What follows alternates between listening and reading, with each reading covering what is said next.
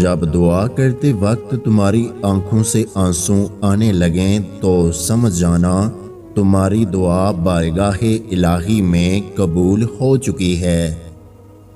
تہجد پڑھنے والوں کی تو وہ دعائیں بھی قبول ہو جاتی ہیں جن کا ذکر انہوں نے کبھی اپنے آپ سے بھی نہیں کیا ہوتا۔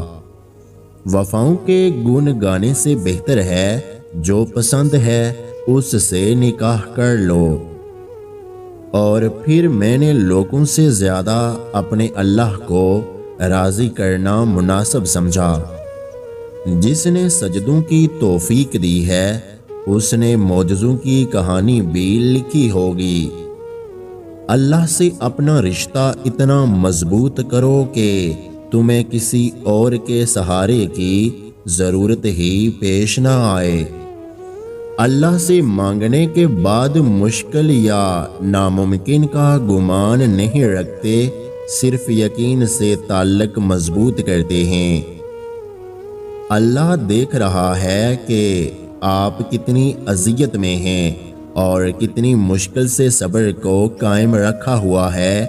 دیکھنا بہت جلد وہ آپ کو سکون سے نوازے گا اور آپ کے صبر کا پھل ضرور عطا کرے گا۔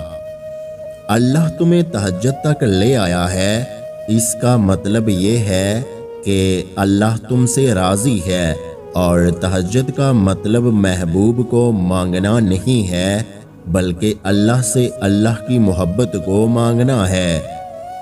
انسان ہر چیز کے بغیر رہ سکتا ہے لیکن اللہ کی محبت کے بغیر نہیں رہ سکتا۔ اور اگر کسی دن درد زیادہ ہو جائے تو شکایت مت کرنا، بس یہ کہنا کہ میرا رب بہت بڑا ہے۔ رسول اللہ صلی اللہ علیہ وآلہ وسلم نے فرمایا، بے شک ہر نماز اپنے سے پہلے والے گناہوں کو مٹا دیتی ہے۔ تم اپنی وفاؤں میں تارے مانگتے ہو سکتا ہے اللہ نے تمہارے لیے چاند کو بچا کر رکھا ہو۔ ہر پریشانی اپنے ساتھ آسانی بھی لاتی ہے، اللہ اپنے بندے کو تنہا نہیں چھوڑتا۔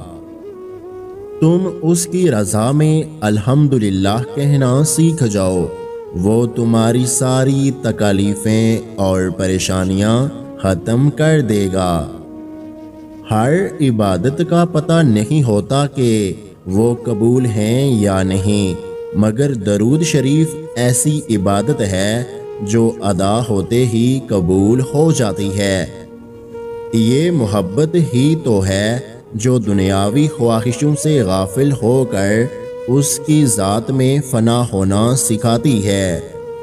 تہجد کے وقت انسان اللہ کے بہت قریب ہوتا ہے، اتنا کہ اپنی ہر دعا پوری کروا سکتا ہے۔